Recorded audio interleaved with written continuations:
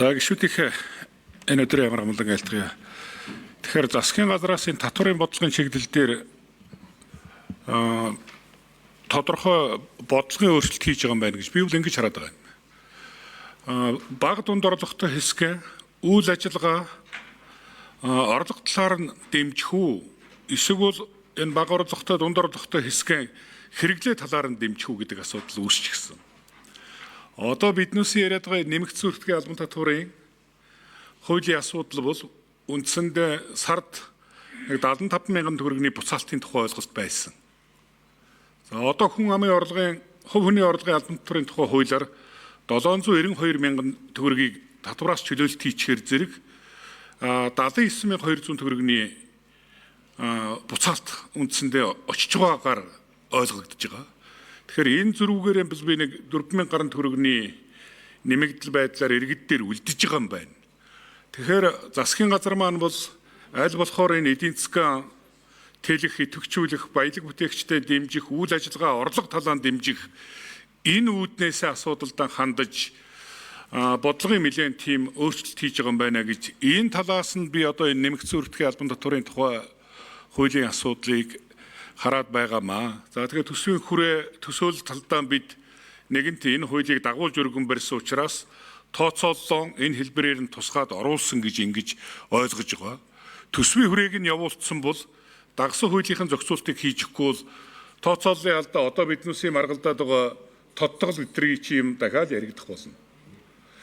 Тэгээ энд нэг зүйлийг ойлгомоор байгаа юм. Энэ төсвийн тогтвортой байдлын тухай хуулийг бид бүгдээрээ сууж байгаад эргэж харахгүй болохоо байцсан юм билий. 2010 онд Монгол улсын эдийн засаг ер нь ямархуу хэмжээний багтаамжтай юм байсан. Төсвийн орлогын бүрдэл гэж ер нь төсөв гэж ер нь ямархуу хэмжээний юм байсан. Тэр цаг үед төсвийн сахилга хариуцлагыг шангадах талаар ер нь ямар бодлого барих уу гэд ингээд явсан. Гэхдээ төсвийн тодтоглоон ийм нөхцөл байдал үүссэн үед хийх ёстой гэдэг ийм тусгай шаардлагыг тавиад өгсөн. Хэрвээ тийм нөхцөл байдал үүссэн бол нэг өдөрч болтугай хойшилж болохгүйгээр асуудлаа зохицуулах ёстой. Гэтэл аваачаад хэдүүлэн төсвийн тогтвортой байдлын тухай хуульдаа иннээсээ зөрсөн юм шиг түгжээнүүд хийсэн. Тэр нь одоо тэр төсвийн хүрээгээ баталчаад 3 сарын дотор тодтгол хийж болохгүй, өөрчилж болохгүй гэдэг үндсэндээ нэлээд тийм мөлхүүлэх, илгээр нь хэвтүүлэх юма хийж байж хийдэг ийм гормын залт хийчихэд байгаа байхгүй. Тэгэхээр энэ талаасаа харах юм бол тодруулъя бачиргалагч.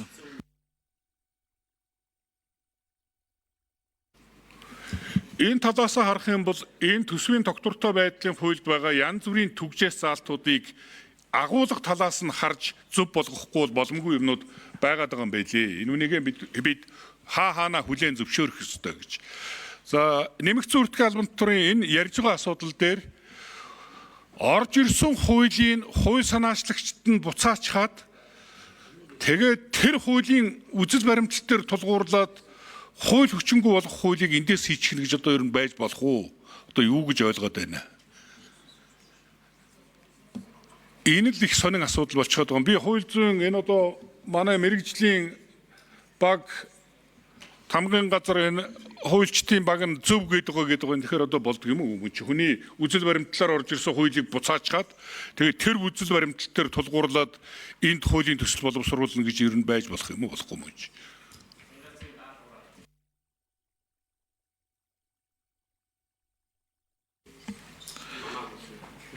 Хариулах.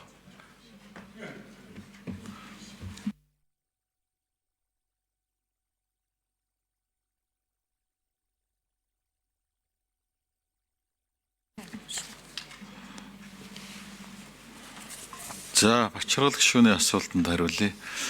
Одоо өвчин төгөөлдөр үйлчилж байгаа нэмэгдсэн үртгэхийн албан татварын тухай хуулийн 15 дугаар зүйлийн 15-2-ыг нэгдэх заалтанд засгийн газраас өргөн мэдүүлсэн төсөлд өөрчлөлт найруулахаар хөндөгдөн 15 дугаар зүйлийн 15-2-ыг нэгдэх заалттай үг үсэг найруулгыг давхцсан бөгөөд өргөн мэдүүлсэн төслөөр зохицуулсан харилцаа үзэл баримтлал нь Монгол Улсын хурлаас 2025 оны 11 сарын 14-ний өдөр батлагдсан нөөтийн тухай хууль нэмэлт өөрчлөлт оруулах хуулийн зохицуултыг бүхэлд нь хүчингүй болгохоор тусгагдаж өргөн мэдүүлсэн.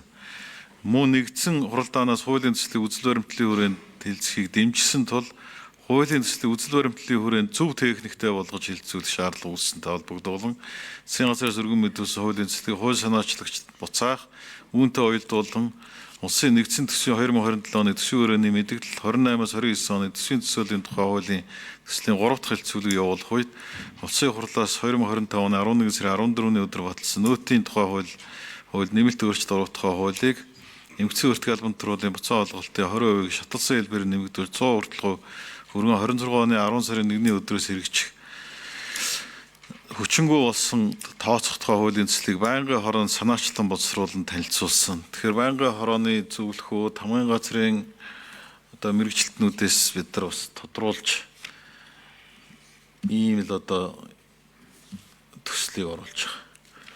За бочруулах шүү. Би бол дэмжиж байгаа. Одоо зөрөөд байгаа юм байхгүй. Хүний оруулаад ирсэн хуулийг буцаацсан байхгүй юу? Наадах чи хууль зүйн техник талаас нь давхцал үүссэн болохгүй байнгээ буцаацсан. Тэгээ одоо энд ямар үзэл баримтлал төр тулгуурлаж хууль боловсруулад байгаа юм бэ? Тэр үзэл баримтлал аль цагийн буцагдсан байхгүй юу? Тэгэхээр би энэ хуулийг баталлаа гэхэд их хурлын хийгээд дигийн хуулийн зөрчлүүд үүсэхгүй юм уу гэдэг энэ талаас нь хараад байгаа юм. Би та нарын наад яриад байгаа юм ерөөс учрыг олохгүй болчиход байгаа байхгүй. Хүний оруулж ирсэн хуулийн үзэл баримтлал тэр юмнуудыг ойлгож байгаа. Тэгсэн хэрнээ хууль зүйн техник талаасаа энэ болохгүй юм байна гэж үзээд буцаах шийдвэрийг их хурл гаргацсан, тогтоол гаргацсан шүү дээ. Тэгэхээр одоо ямар юмаа үндэслэж хуулийн төсөл боловсруулад байгаа би тэрийг ч учрыг олохгүй байгаа.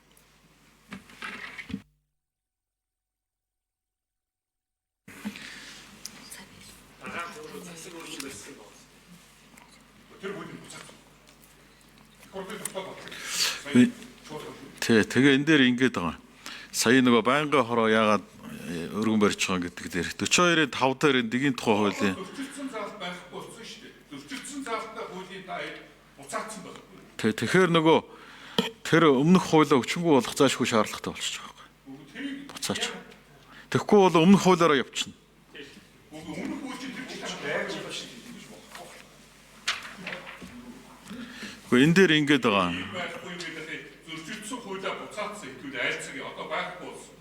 Тэр 2025 оны 11 сарын 14-ний хууль чинь нөөцийн хуультайгаа нийцсэн хууль байхгүй юу? Одоо юу ч байхгүй зэрэг болчихсон. Одоо тэгээд дахиад хууль санаатаа нэгдийг яах вэ? Тэгэхээр нөгөө 11 сарын 14-ний хууль нь үлдчихэд байгаа шүү дээ. Тэгэхээр нөгөө нөөтийн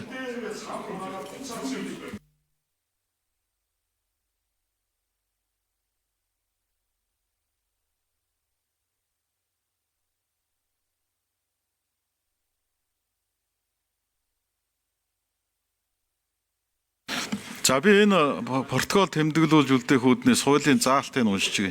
Дэгийн тухай хуулийн 42-ийн 5-д анхдагч болон хуулийн шинжилсэн найруулгын төслийн анхны хэлцүүлгээр санал хурааж шийдвэрлсэн зарчмын зөрүүтэй саналтай холбогдуулан байнгын хороо төслийг эцсийн хэлцүүл бэлтгэхдээ хууль тогтоомчийн хоорондын уялдааг хангах зорилгоор холбогдох бусад хуульд нэмэлт өөрчлөлт оруулах хуулийн төслийг боловсруулах хамтан хэлцүүлж болно гэдэг ийм заалт байгаад байгаа байхгүй юу. Тэгээд 42-ийн 8-д энэ хуулийн 42-ийн 5 заасны дагуу боловсруулсан төслийг энэ хуулийн 39, 40, 41, 42, 43, 44-р зүйл заасны дагуу хэлсэн батална гэдэг.